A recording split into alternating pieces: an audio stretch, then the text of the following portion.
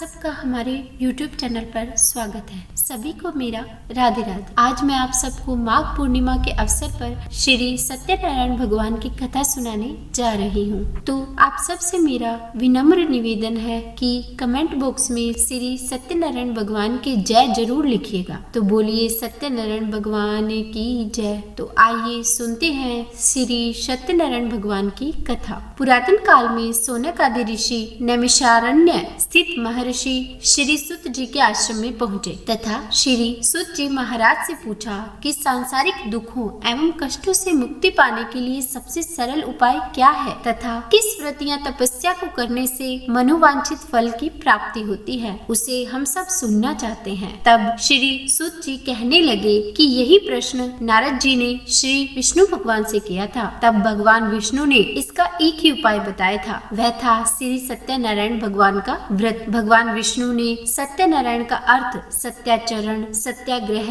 सत्यनिष्ठा बताया। उन्होंने बताया कि सांसारिक सुख और समृद्धि की प्राप्ति सत्याचरण से ही की जा सकती है तथा सत्य ही ईश्वर को पाने का सर्वोत्तम मार्ग है। यही सब वर्णन मैं आपसे करने जा रहा हूँ, तो आप सभी लोग ध्यान से सुनिएगा। एक समय नारद मुनि लोगों के कल्याण की भावना से पृथ्वी लोक में भ्रमण करने आए। वहाँ उन्होंने देखा कि सभी अपने अपने पाप कर्मों के कारण बहुत सी योनियों में उत्पन्न प्राणी किसी न किसी प्रकार के दुख एवं शारीरिक पीड़ा से ग्रस्त है। तो इन सभी कष्टों एवं दुखों से मुक्ति पाने का सरल उपाय जानने के लिए नारद ऋषि विष्णु लोक में पहुँचे। वहाँ 4 भुजाओं वाले शंख, चक्र, गदा, पद्म और वनमाला से सुशोभित भगवान श्री नारायण जी का दर्शन करके वे उनकी स्तुति करने लगे। यह देख श्री हरि विष्णु नारद जी से बोले, हे भक्त, आप किस प्रयोजन से यहाँ आए हैं तथा आपके मन में क्या है, मुझे बताइए। तब नारद मुनि बोले, प्रभु, मृत्यु लोक में अपने अपने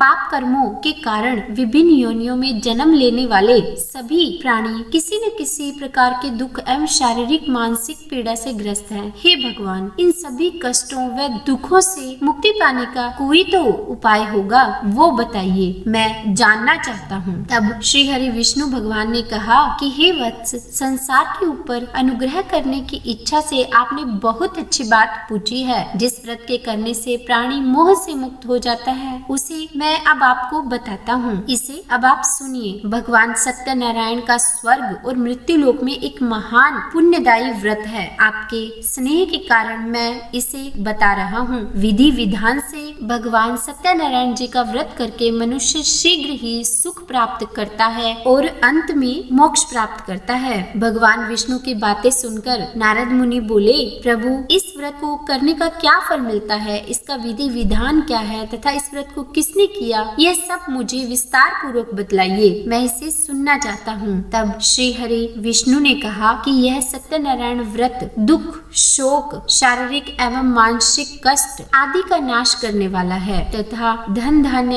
एवं सुख, समृद्धि, सौभाग्य, संतान प्राप्ति अर्थात सभी प्रकार की मनोकामनाएं पूर्ण करने वाला है। भक्ति और श्रद्धा से बंधु बांधवों के साथ धर्म में तत्पर होकर सायंकाल के समय भगवान सत्यनारायण की पूजा आराधना करनी चाहिए। नैवेद्य में उत्तम कोटि के भोज्य पदार्थ सवाया मात्रा में अर्पित करने चाहिए। केले का फल, घी, दूध, साठी, गेहूं या चावल का आटा, शक्कर या गुड़ लेकर इन सभी को एकत्रित करके सवाया मात्रा में भगवान को भोग लगाना चाहिए तथा पूजा के बाद सभी लोगों में वितरित करना चाहिए। सत्यनारायण भगवान की कथा सुनने के बाद सामर्थ्य अनुसार ब्राह्मणों को दक्षिणा देनी चाहिए और बंधु बांधव एवं ब्राह्मणों को भोजन कराना चाहिए। कलयुग में यह सबसे छोटा सा उपाय है। ऐसा करने से मनुष्य की इच्छा अवश्य पूर्ण हो जाती है। सुत जी बोले, हे द्विजों, अब मैं पूर्व काल में जिसने इस सत्यनारायण व्रत को किया था उसे विस्तार पूर्वक आप सबको बताता हूँ। आप सभी ध्यान पूर्वक सुनिएगा। सुंदर काशी नामक नगर में एक अत्यंत ही निर्धन ब्राह्मण रहता था। वह भूख और प्यास से व्याकुल होकर प्रतिदिन पृथ्वी पर इधर उधर भटकता रहता था। ब्राह्मणों से प्रेम करने वाले श्री हरि ने जब ब्राह्मण को भूख प्यास से व्याकुल भटकते हुए देखा तो एक दिन वह बूढ़े ब्राह्मण का रूप धारण करके उस ब्राह्मण के पास जाकर बड़े आदर से पूछने लगे कि हे विप्रदेव, आप नित्य ही दुखी होकर पृथ्वी पर इधर उधर क्यों घूमते रहते हो? तब वह ब्राह्मण बताने लगा कि मैं भिक्षा के लिए इस धरती पर घूमता हूँ क्योंकि मैं बहुत ही गरीब हूँ। यदि मेरी इस गरीबी को दूर करने का आपके पास कोई उपाय हो तो कृपा करके मुझे बतलाइए। तब वृद्ध ब्राह्मण बोले, हे ब्राह्मण देव, सत्यनारायण भगवान विष्णु अभीष्ट फल देने वाले हैं। हे विप्र, तुम उनका व्रत करो जिसे करने से मनुष्य की सभी इच्छाएं पूरी होती है, उसके सभी दुख नष्ट हो जाते हैं। फिर ब्राह्मण को व्रत का पूरा विधि विधान बताकर वृद्ध ब्राह्मण का रूप धारण करने वाले भगवान विष्णु वहां से अंतर्ध्यान हो गए। वृद्ध ब्राह्मण ने जैसा कहा उस व्रत को अच्छी प्रकार से वैसे ही करूंगा, यह सोचते हुए उस ब्राह्मण को रात में नींद ही नहीं आई। अगले दिन प्रातः काल उठकर सत्यनारायण भगवान का व्रत करूंगा ऐसा संकल्प करके वह ब्राह्मण भिक्षा के लिए चल पड़ा। उस दिन ब्राह्मण को भिक्षा में बहुत सा धन प्राप्त हुआ। उस धन से उसने बंधु बांधवों के साथ भगवान सत्यनारायण का व्रत किया और उस व्रत को करने से वह ब्राह्मण सभी दुखों से छूटकर अनेक प्रकार की सुख संपत्तियों से युक्त हो गया। तब से वह ब्राह्मण हर महीने आने वाले इस व्रत को करने लगा और अंत में सभी पापों से मुक्त होकर उसने मोक्ष को प्राप्त किया। इस प्रकार हे विप्र, पृथ्वी पर जो भी मनुष्य श्री सत्यनारायण भगवान का व्रत करेगा उसके उसी समय सभी दुख नष्ट हो जाएंगे और अंत में वह मोक्ष को प्राप्त होगा। हे ब्राह्मणों, इस प्रकार भगवान नारायण ने नारद मुनि जी से कहा। तब ऋषि कहने लगे कि हे मुनीश्वर, संसार में उस ब्राह्मण से सुने हुए इस व्रत को किस किसने किया, यह सब भी हम सुनना चाहते हैं। तब श्री सूत जी ने कहा कि मुनियों, पृथ्वी पर जिसने यह व्रत किया उसे मैं आपसे कहता हूँ, तो आप सुनिए। एक समय वह ब्राह्मण धन और ऐश्वर्य के अनुसार बंधु बांधवों के साथ व्रत पूजन कर रहा था। उसी समय एक लकड़हारा वहाँ पर आया। उसने लकड़ियाँ बाहर रख दी तथा उस ब्राह्मण के घर के अंदर चला गया। प्यास से व्याकुल वह उस ब्राह्मण को व्रत करता हुआ देख प्रणाम करके उससे बोला कि हे ब्राह्मण, आप ये क्या कर रहे हैं? इसके करने से किस फल की प्राप्ति होती है, कृपया करके मुझे बताइए। तब विप्र ने कहा कि यह सत्यनारायण का व्रत है जो सभी मनोरथों को पूरा करने वाला है। उन्हीं के प्रभाव से मुझे यह सब धन धान्य प्राप्त हुआ है। लकड़हारा विप्र से इस व्रत के बारे में जानकर बहुत ही प्रसन्न हुआ तथा जल पीकर एवं प्रसाद ग्रहण करके वह वापस अपनी नगरी को चला गया। सत्यनारायण भगवान के लिए मन में ऐसा सोचने लगा कि आज लकड़ी के बेचने से जो भी धन मुझे मिलेगा उसी से मैं भगवान सत्यनारायण जी का व्रत करूंगा। इस प्रकार मन से चिंतन करता हुआ वह लकड़ी को अपने सिर पर रखकर एक नगर में गया जहां बहुत ही धनवान लोग रहते थे। उस दिन उसे लकड़ी का दुगना मूल्य प्राप्त हुआ जिससे वह लकड़हारा बहुत ही प्रसन्न हुआ और कमाए हुए धन से पके हुए केले का फल, शक्कर, घी, दूध और गेहूं का चूर्ण सवाया मात्रा में लेकर अपने घर आया। उसके बाद उसने अपने बांधवों को बुलाकर विधि विधान से भगवान श्री सत्यनारायण का व्रत किया, कथा सुनी। उस व्रत के प्रभाव से वह धन पुत्र से संपन्न हो गया और फिर इस लोक में उसने अनेक सुखों को प्राप्त किया और अंत में मोक्ष प्राप्त करके बैकुंठ लोक को चला गया। श्री सुत जी कहने लगे कि हे श्रेष्ठ मुनियों, अब मैं आपको एक और कथा सुनाता हूँ। पूर्व काल में उल्कामुख नाम का एक राजा था। वह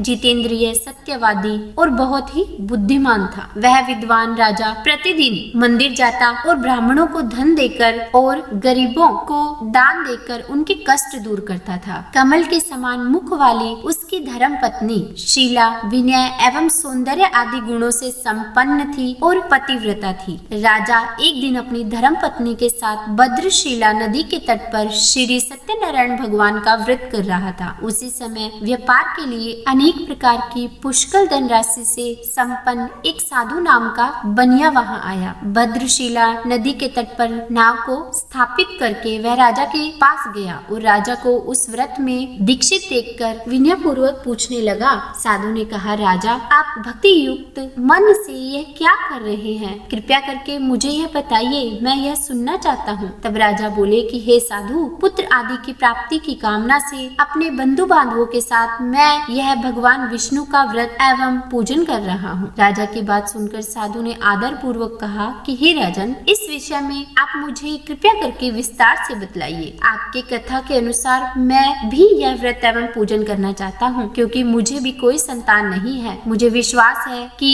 इससे मुझे भी संतान की प्राप्ति होगी। तब राजा से पूरा विधि विधान सुनकर फिर व्यापार से निवृत्त होकर वह अपने घर गया तथा उसने अपनी पत्नी को संतान प्रदान करने वाले इस व्रत के बारे में विस्तार से बताया तथा कहा कि जब मुझे संतान की प्राप्ति होगी तब मैं इस व्रत को करूंगा। इस प्रकार एक दिन उसकी पत्नी लीलावती सांसारिक धर्म में प्रवृत्त होकर गर्भवती हुई और उसने कुछ महीने बाद एक सुंदर कन्या को जन्म दिया। कन्या का नाम रखा गया कलावती। कन्या के जन्म के बाद लीलावती ने अपने पति को याद दिलाया कि आपने जो भगवान का व्रत करने का संकल्प लिया था, अब आप उसे पूरा कीजिए। तब वह साधु कहने लगा कि हे प्रिय, मैं इसके विवाह के समय यह व्रत करूंगा। इस प्रकार अपनी पत्नी को भली भांति आश्वस्त कर वह व्यापार करने के लिए नगर की ओर चला गया। इधर कन्या कलावती पिता के घर में बढ़ने लगी। काफी दिनों के बाद वह व्यापार करके वापस लौटा तो उसने नगर में अपनी पुत्री को सखियों के साथ क्रीड़ा करते हुए देखा तथा अपनी कन्या को विवाह के योग्य देखकर उसने अपने दूत से कहा कि शीघ्र ही वे कन्या के विवाह के लिए एक श्रेष्ठ वर को ढूंढे। उसकी आज्ञा प्राप्त करते ही दूत कांचन नामक नगर में गया और वहां से एक वणिक का पुत्र लेकर आया। उस साधु ने उस वणिक के पुत्र को सुंदर और गुणों से संपन्न देखकर अपनी जाति के लोगों तथा बंधु बांधवों के साथ मिलकर पूरी विधि विधान से अपनी कन्या के साथ उसका विवाह कर दिया। उस समय भी वह साधु भगवान का व्रत करना भूल गया, जिससे श्री सत्यनारायण भगवान रुष्ट हो गए और कुछ समय के बाद अपने व्यापार में कुशल वह साधु बनिया अपने दामाद के साथ व्यापार करने के लिए समुद्र के पास ही स्थित रत्नसारपुर नामक सुंदर नगर में गए और वहां व्यापार करने लगे। उसके बाद वे दोनों राजा चंद्रकेतु के रमणीय नगर में गए तो एक दिन भगवान सत्यनारायण की माया से प्रेरित होकर एक चोर राजा का धन चुराकर भाग रहा था। राजा के दूतों को अपने पीछे आते देखकर चोर ने घबरा कर राजा के धन को उन दोनों वणिक की नाव में छुपा दिया। इसके बाद राजा के दूत वहां आ गए जहां वह साधु वणिक था। वहां राजा के धन को देखकर वे दूत उन दोनों को बांध कर ले आए और हर्ष पूर्वक दौड़ते हुए राजा से बोले, प्रभु, हमने दोनों चोरों को पकड़ लिया है, आप आज्ञा दीजिए। तब राजा ने उन दोनों को कारागार में डालने की आज्ञा दी। इस प्रकार राजा की आज्ञा से उनको कठिन कारावास में डाल दिया गया और उनका सारा धन भी ले लिया गया। सत्यनारायण भगवान जी की लीला के अनुसार साधु वैश्य की पत्नी लीलावती और पुत्री कलावती घर पर बड़े दुखी रहने लगे। उनके घर में रखा हुआ धन चोर चुरा कर ले गए। एक दिन शारीरिक और मानसिक पीड़ा तथा भूख प्यास से बहुत ही व्यथित होकर भोजन की चिंता में कलावती ब्राह्मण के घर गई। तब उसने वहां पर श्री सत्यनारायण भगवान का व्रत होते हुए देखा। उसने वहां पर कथा सुनी और प्रसाद ग्रहण कर रात को अपने घर वापस आई। तब माता ने अपनी पुत्री को इतना देर से आते हुए देखकर पूछा कि अब तक तू कहाँ थी? तब कलावती कहने लगी कि माता, मैंने श्री सत्यनारायण भगवान का व्रत होते देखा। तब कलावती के वचन सुनकर लीलावती ने सत्यनारायण भगवान के पूजन की तैयारी प्रारंभ कर दी। उसने परिवार और बंधुओं सहित श्री सत्यनारायण भगवान का पूजन और व्रत किया तथा इच्छा मांगी कि मेरे पति और दामाद शीघ्र ही घर लौटकर आ जाएं। साथ ही प्रार्थना की कि हम सब के अपराधों को क्षमा कीजिए। श्री सत्यनारायण भगवान इस व्रत से संतुष्ट हुए तथा वे राजा चंद्रकेतु के स्वप्न में आए और उन्हें कहा कि हे राजन, जिन दोनों व्यक्तियों को तुमने बंदी बना रखा है वे निर्दोष हैं, उन्हें प्रातः काल ही छोड़ देना तथा वह सारा धन भी दे देना जो तुमने उनसे ले लिया था, अन्यथा राज्य, धन एवं पुत्र सहित तुम्हारा सर्वनाश कर दूंगा। राजा से स्वप्न में ऐसा कहकर भगवान सत्यनारायण अंतर्ध्यान हो गए। इसके बाद प्रातः काल राजा ने अपने सभी सभासदों के साथ सभा में बैठकर अपने स्वप्न को बताया और सैनिकों को आज्ञा दी कि दोनों को कैद से मुक्त करके सभागार में लाया जाए। दोनों ने आते ही राजा को प्रणाम किया। तब राजा ने उनसे कहा कि हे महानुभावों, आप लोगों को प्रारब्धवश यह महान दुख प्राप्त हुआ है, अब कोई भय नहीं है। राजा ने वस्त्र गहने देकर उन दोनों को संतुष्ट किया तथा उनसे जो धन लिया था वह उन्हें दुगना करके दे दिया। उसके बाद राजा ने पुनः उनसे कहा कि साधो, अब आप अपने घर जाएं। राजा को प्रणाम करके दोनों महावैश्यों ने अपने घर की ओर प्रस्थान किया। श्री सूत जी कहने लगे कि वैश्य और उसके जमाई ने मंगलाचार करके अपनी यात्रा प्रारंभ की और अपने नगर की ओर चल पड़े। साधु के कुछ दूर जाने पर भगवान सत्यनारायण जी उसकी सत्यता की परीक्षा लेने के लिए दंडी वेश धारण करके उनसे पूछा कि वैश्य, तेरी नाव में क्या भरा हुआ है? तब अभिमानी वणिक हंसता हुआ कहने लगा कि आप क्यों पूछते हैं? क्या कुछ मुद्रा लेने की इच्छा है? हमारी नाव में तो लता और पत्ते आदि भरे हुए हैं। ऐसी निष्ठुर वाणी सुनकर दंडी रूप में भगवान ने कहा कि तुम्हारी बात सच हो जाए। ऐसा कहकर दंडी रूपधारी भगवान कुछ दूर जाकर समुद्र के समीप ही बैठ गए। दंडी महाराज के चले जाने के बाद इधर नित्य क्रिया से निवृत्त होके जब जल में ऊपर उठी हुई नौका को साधु ने देखा तो वह अत्यंत ही आश्चर्य में पड़ गया और नाव में लता और पत्ते देकर मूर्छित होकर पृथ्वी पर ही गिर पड़ा। जब होश आए तो उससे अत्यंत ही आश्चर्य हुआ और तब उसके दामाद ने उनसे कहा कि आप शोक क्यों करते हैं? दंडी ने श्राप दे दिया है, इस स्थिति में वे ही चाहे तो सब कुछ ठीक कर सकते हैं। दामाद के ऐसे वचन सुनकर दंडी महाराज के पास वे दोनों पहुँचे और भक्ति भाव से प्रणाम करके वे कहने लगे कि महाराज, हमने जो आपसे वचन कहे थे वे झूठे थे, हमें क्षमा कर दीजिए। ऐसा कहकर बारंबार प्रणाम करके वे महान शोक से व्याकुल हो गए। दंडी ने उन्हें रोता हुआ देखकर कहा कि हे मूर्ख, रो मत, मेरी बात सुनो। मेरी पूजा से उदासीन होने के कारण तथा मेरी आज्ञा से ही तुमने बारंबार दुख प्राप्त किया है। भगवान की ऐसी वाणी सुनकर वे उनकी स्तुति करने लगे। साधु ने कहा, हे प्रभु, यह आश्चर्य की बात है कि आपकी माया से मोहित होने के कारण ब्रह्म आदि देवता भी आपके गुणों और रूपों को यथावत रूप से नहीं जान पाते। फिर मैं मूर्ख आपकी माया से मोहित होने के कारण कैसे जान सकता हूँ? आप प्रसन्न हो, मैं अपनी धन संपत्ति के अनुसार आपकी पूजा करूँगा। मैं आपकी शरण में आया हूँ। मेरी नौका में जो भी पुराना धन था उसकी तथा मेरी रक्षा कीजिए। इस प्रकार बनिया की भक्ति युक्त वाणी सुनकर भगवान जनार्दन संतुष्ट हो गए तथा भगवान विष्णु ने उसे अभीष्ट वर प्रदान किया और अंतर्ध्यान हो गए। और उसके बाद दामाद और ससुर ने जब वापस आकर नाव में देखा तो पहले ही की तरह अपनी नौका को धन धान्य से परिपूर्ण देखकर वे बहुत खुश हुए तथा भगवान सत्यदेव की कृपा से हमारा मनोरथ सफल हो गया, ऐसा कहकर स्वजनों के साथ उसने भगवान की विधिवत पूजा की और अपने देश के लिए प्रस्थान किया। साधु बनिया ने अपने दामाद से कहा कि वह देखो, रत्नपुरी नगरी दिखाई दे रही है। इसके बाद उसने अपने धन के रक्षक दूत को अपने आगमन का समाचार देने के लिए अपनी नगरी में भेजा। उसके बाद उस दूत ने नगर में जाकर साधु की पत्नी को देखकर हाथ जोड़कर प्रणाम किया तथा उनसे कहा कि सेठ जी अपने दामाद तथा बंधु वर्गों के साथ बहुत सारा धन धान्य लेकर नगर के पास आ गए हैं। दूत के मुख से यह बात सुनकर वह बहुत ही आनंदित हुई। उसने श्री सत्यनारायण की पूजा करके अपनी पुत्री से कहा, मैं साधु के दर्शन के लिए जा रही हूँ, तुम भी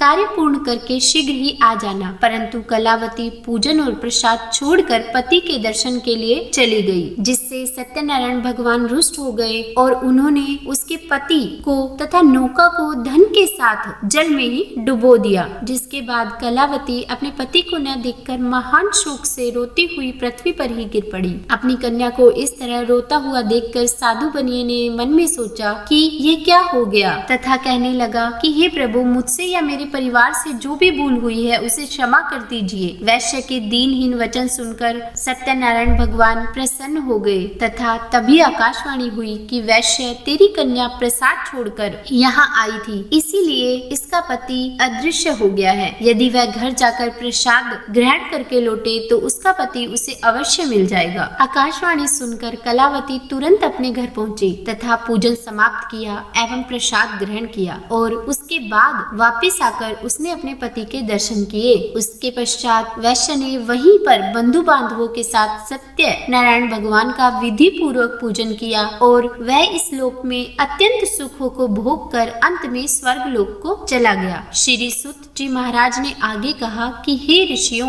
मैं एक और कथा भी सुनाता हूँ, आप लोग सुनिए। एक बार एक तुंगध्वज नामक एक राजा था। वह अपनी प्रजा का पालन बहुत ही निष्ठा से करता था। एक बार वह वन में बहुत से पशुओं को मारकर एक वट वृक्ष के नीचे बैठा। वहाँ उसने देखा कि ग्वाले अपने बंधु बांधवों के साथ पूरी भक्ति भाव से भगवान सत्यदेव की पूजा कर रहे हैं। राजा यह देखकर भी अहंकार वश न तो वहाँ गया न ही उसने भगवान सत्यनारायण को प्रणाम किया। पूजन के बाद जब ग्वालों ने भगवान का प्रसाद राजा के सामने लाकर रखा तो उन्होंने प्रसाद का परित्याग कर दिया और अपने नगर को आ गए। नगर में पहुंचकर उन्होंने देखा कि उनका सब कुछ नष्ट हो गया है। वे समझ गए कि ये सब भगवान सत्यनारायण ने ही किया है। तब वह वापस उसी स्थान पर गए और ग्वालों के पास जाकर विधि पूर्वक पूजन करके उन्होंने प्रसाद ग्रहण किया। तब सत्यनारायण भगवान की कृपा से उनका सब कुछ पहले जैसा ही हो गया और दीर्घ काल तक वे सुखों को भोग कर अंत में स्वर्ग लोक को चले गए। जो मनुष्य इस परम दुर्लभ व्रत को करता है वह श्री सत्यनारायण भगवान की कृपा से सभी धन धान्य को प्राप्त करता है। श्री सुत जी कहते हैं कि इस व्रत को करने से दरिद्र धनवान हो जाता है, बंधन में पड़ा हुआ बंधन से मुक्त हो जाता है, डरा हुआ व्यक्ति भय मुक्त हो जाता है। सत्य बात यह है और इसमें कोई संशय नहीं है। इस लोक में वह सभी मनोइच्छित फलों का भोग करके अंत में वैकुंठ लोक को चला जाता है। हे ब्राह्मणों, इस प्रकार मैंने आप लोगों से भगवान सत्यनारायण के व्रत को कहा, जिसे करके मनुष्य सभी दुखों से मुक्त हो जाता है। सुत जी बोले, जिन्होंने पहले इस व्रत को किया है अब उनके दूसरे जन्म की कथा भी कहता हूँ। वृद्ध शतानंद ब्राह्मण ने सुदामा का जन्म लेकर मोक्ष की प्राप्ति की। लक्कड़हारे ने अगले जन्म में निषाद बनकर मोक्ष प्राप्त किया। उल्कामुख नामक राजा दशरथ होकर बैकुंठ को गए। साधु नाम के वैश्य ने मोरध्वज बनकर अपने पुत्र को आरे से चीरकर मोक्ष पाया तथा महाराज तुंगध्वज ने स्वयंभू होकर भगवान में भक्ति युक्त हो कर्म कर मोक्ष पाया। यह थी श्री सत्यनारायण भगवान की कथा, जिसमें मैंने आपको इस कथा के 5 अध्याय के बारे में बताया। तो बोलिए श्रीमन नारायण नारायण नारायण, भजमन नारायण नारायण नारायण। श्री सत्यनारायण भगवान की जय। अगर इस कथा को कहने, सुनने या हुकारा भरने में हे भगवान हमसे कोई गलती हो गई हो तो हमें क्षमा कीजिएगा। अगर आपको मेरी यह वीडियो पसंद आई हो तो लाइक एंड शेयर करें, सब्सक्राइब करें और कमेंट में राधे राधे लिखना बिल्कुल भी न भूलें। राधे राधे।